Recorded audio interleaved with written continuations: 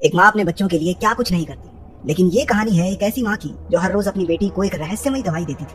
आखिर क्या है इस गोली का राज? फिल्म की शुरुआत होती है एक हॉस्पिटल के ऑपरेशन थिएटर से, जहाँ कुछ डॉक्टर्स समय से पहले जन्मे एक नवजात शिशु को बचाने की कोशिश में जुटे थे। कुछ देर बाद बच्चे की माँ डायन शर्मन को बच्चे की हालत देखने के लिए बुलाया जाता है। वो ये जानना चाहती थी कि क्या उसका बच्चा ठीक हो जाएगा। सीन बदलता है और हम देखते हैं क्लोई नाम की एक लड़की को। उसे अस्थमा, डायबिटीज, पैरालिसिस के साथ साथ 5 और तरह की गंभीर बीमारियां थी। घर पर कई सारी दवाइयां लेना और रेगुलरली अपने ब्लड शुगर लेवल को चेक करना उसके रोजमर्रा के कामों में आता था। क्लोई एक बहुत ही होशियार लड़की है जो अपने शहर की जानी मानी यूनिवर्सिटी से आगे की पढ़ाई करना चाहती है। उसने यूनिवर्सिटी में दाखिले के लिए फॉर्म भी भर दिया था। जब भी घर पर कोई लेटर आता वो बहुत उत्सुक हो जाती, ये सोचकर कि शायद वो यूनिवर्सिटी की तरफ से होगा। लेकिन अफसोस, यूनिवर्सिटी से कोई लेटर आया ही नहीं। क्लोई एक बहुत ही जिज्ञासु लड़की है जिसे नए नए एक्सपेरिमेंट्स करना बहुत अच्छा लगता है। वो इंटरनेट से सीख कर घर पर अजीबोगरीब चीजें बनाती रहती है। एक दिन जब वो पढ़ रही थी तो उसे एक गाड़ी की आवाज सुनाई दी। उसे लगा कि ये सामान पहुंचाने वाली गाड़ी है, लेकिन जब उसने बाहर झांक कर देखा तो पता चला कि उसकी माँ बाजार से कुछ सामान लेकर घर वापस लौटी थी। उसकी माँ फोन पर किसी से बात कर रही थी। इस दौरान उसने डब्बे में झांक कर देखा और उसमें से कुछ चॉकलेट्स निकाल ली। वहाँ पर उसकी नजरें एक हरे रंग की दवाई की शीशी पर पड़ी, जिस पर डायन शर्मन यानी कि उसकी माँ का नाम लिखा था। लेकिन उसके हिसाब से तो उसकी माँ को कोई बीमारी नहीं थी। तो आखिर ये दवाई है किस चीज की? रात को क्लोई की माँ सोने से पहले उसे कुछ दवाइयाँ देती है। क्लोई तुरंत पहचान गई कि उन दवाइयों में एक हरा कैप्सूल भी था जो उसने पहले देखा था। उसने इस बारे में अपनी माँ से पूछा, लेकिन वो कहती है कि असल में क्लोई की ही दवा है और शीशी पर दुकान वाले दवाई खरीदने वाले का नाम लिखते हैं। क्लोई उसकी माँ के इस जवाब से पूरी तरह संतुष्ट नहीं थी, लेकिन अपनी माँ पर भरोसा करते हुए उसने अपनी दवाई ली और सीधा सोने चली।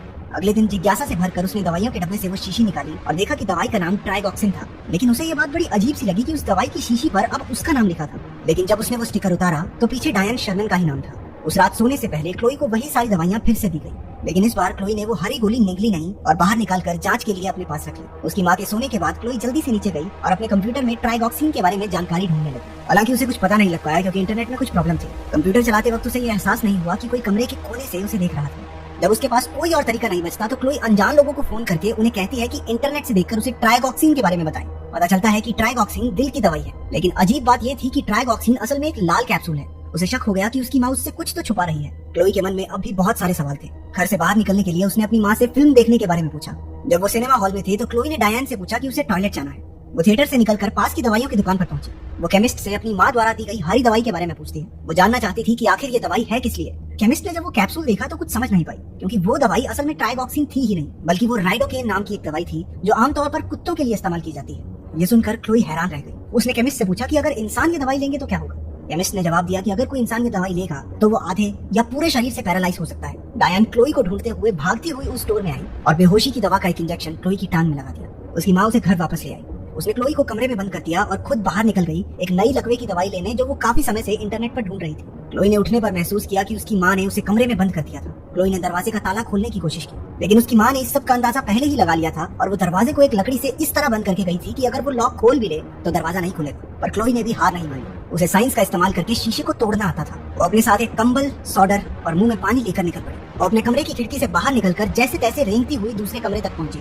सोडर की गर्मी और पानी का इस्तेमाल करके उसने कांच को तोड़ दिया और कंबल को खिड़की पर डालकर आगे बढ़ी ताकि टूटे हुए कांच से अपने शरीर को बचा सके। खिड़की से अंदर आते ही उसकी सांस फूलना शुरू हो गई। वो अपना अस्थमा का पंप अपने साथ लाना भूल गई थी। क्लोई फिर भी जैसे तैसे रेंगते हुए अपने कमरे में पहुंची और अपना अस्थमा वाला पंप लिया। वो फौरन अपनी व्हील चेयर में बैठकर घर से बाहर निकलने के लिए चली, लेकिन उसकी माँ ने लिफ्ट को भी तोड़ दिया था। उसने बड़ी मुश्किल से अपनी व्हील चेयर को नीचे गिरा दिया और सीढ़ियों पर रेंग कर जाना शुरू किया, लेकिन अचानक वो फिसल कर सीढ़ियों से लुढ़क गई। वो धम से जमीन पर गिरी। उसने महसूस किया कि वो अपने पैर का अंगूठा हिला पा रही थी, क्योंकि काफी समय से उसने अपनी माँ की दी हुई दवाई नहीं ली थी। उसे यकीन होने लगा था कि उसकी माँ ही उसकी इस हालत की जिम्मेदार है। क्लोई फौरन अपनी व्हील चेयर में बैठकर घर से बाहर शहर की ओर जाने वाली सड़क पर चली। तभी उसे एक गाड़ी के आने की आवाज सुनाई देती है। क्लोई को डर था कि ये उसकी माँ की गाड़ी होगी, इसलिए वो तुरंत झाड़ियों के पीछे छुप गई। पता चला कि वो गाड़ी डाकिया की थी जो उनके घर एक चिट्ठी देने आया था। क्लोई अचानक से सड़क पर आई जहाँ उसकी गाड़ी से टक्कर होते होते बची। पोस्टमैन भागकर गाड़ी से बाहर आया और उसने क्लोई से पूछा कि वो ठीक तो है। क्लोई ने सिर्फ इतना कहा कि मेरी मदद करो। जब डाकिया उसकी मदद कर रहा था तब अचानक से उसकी माँ की गाड़ी उनके पास से गुजरी और उसने उन्हें देख लिया। डायन तुरंत पोस्टमैन के पास जाकर पूछने लगी कि क्लोई को क्या हुआ। वो अपनी बेटी को घर वापस ले जाना चाहती थी, लेकिन डाकिया उसे रोक देता है। वो कहता है कि क्लोई घर नहीं पुलिस स्टेशन जाना चाहती है।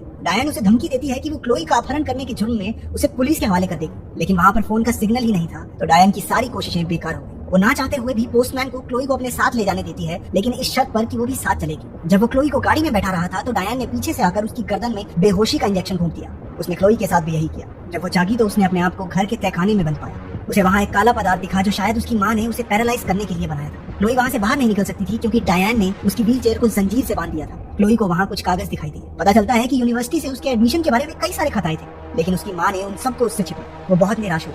उसके सामने उसके बचपन की कई तस्वीरें आई जिनमें वो बिल्कुल तंदुरुस्त थी, उसके पैर बिल्कुल ठीक थे, वो चल सकती थी।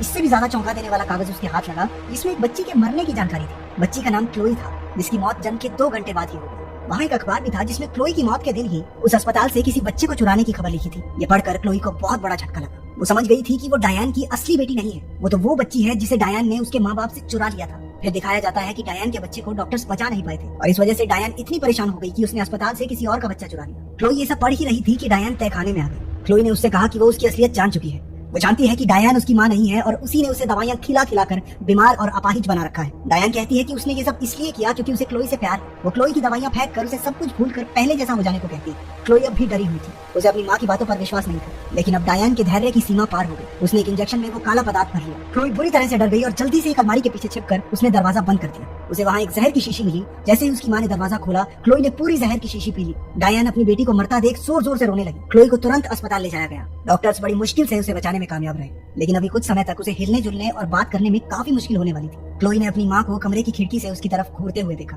वो तुरंत नर्स को हेल्प बटन दबाकर अपनी मदद के लिए बुलाती है। वो कुछ बोल नहीं पा रही थी, इसलिए उसने नर्स को आंख से इशारा किया। नर्स ने उसे एक कागज और क्रायन दिया ताकि वो लिख कर अपनी बात बता सके। जब क्लोई कुछ लिख रही थी तभी अचानक से इमरजेंसी अलार्म बजने लगा। पता चलता है कि अलार्म असल में डायन ने नर्स का ध्यान भटकाने के लिए बजाया था। कुछ समय बाद डायन क्लोई के कमरे में दाखिल हुई और जल्दी से सभी उपकरणों को हटाकर उसे बाहर ले गई। जब नर्स क्लोई के कमरे में वापस आई तो उसने देखा कि वो वहाँ नहीं थी। नर्स ने क्लोई का लिखा हुआ कागज देखा जिस पर उसने लिखा था मॉम। नर्स ने जल्दी से अस्पताल की सिक्योरिटी को सूचना देकर क्लोई को ढूंढने के लिए कहा। डायन क्लोई को जबरदस्ती वहाँ से ले जा रही थी। अस्पताल से बाहर निकलते वक्त एस्केलेटर पर क्लोई की माँ उसकी व्हीलचेयर को हिला नहीं पाती क्योंकि असल में क्लोई ने अपनी टांगों को जकड़कर व्हीलचेयर को रोक दिया था। वो अपनी टांगों का इस्तेमाल कर पा रही थी। इतने में वहाँ अस्पताल के सिक्योरिटी गार्ड भी पहुंच गए। उन्होंने डायन को अपने हाथ ऊपर करने को कहा। उसने अपनी बंदूक उनकी तरफ तान कर कहा कि वो बस अपनी बेटी को घर वापस ले जाना चाहती है। उनमें से एक सुरक्षा कर्मी ने डायन पर गोली चला दी जिसकी वजह से वो सीधी सीढ़ियों से नीचे गिर पड़ी। आखिरकार क्लोई को सही सलामत बचा लिया।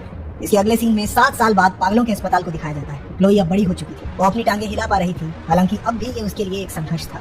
वहाँ पर क्लोई डायन से मिलने आई थी। क्लोई उसे बताती है कि उसके असली परिवार के साथ उसकी जिंदगी बहुत अच्छी बीत रही है। उसके अब कई सारे दोस्त हैं और उसने अपनी पसंदीदा यूनिवर्सिटी से पढ़ाई भी पूरी कर ली। वो बताती है कि उसकी टांगे पहले से काफी बेहतर है, लेकिन ये इससे बेहतर हो पाएंगी या नहीं ये कहा नहीं जा सकता। जाने से पहले वो अपने मुंह से कुछ बाहर निकालती है। ये वही कुत्तों की दवाई थी जो डायन उसे दिया करती थी। क्लोई ने बड़े प्यार से उससे कहा, माँ मैं तुमसे बहुत प्यार करती हूँ, चलो अब मुंह खोलो। इस खौफनाक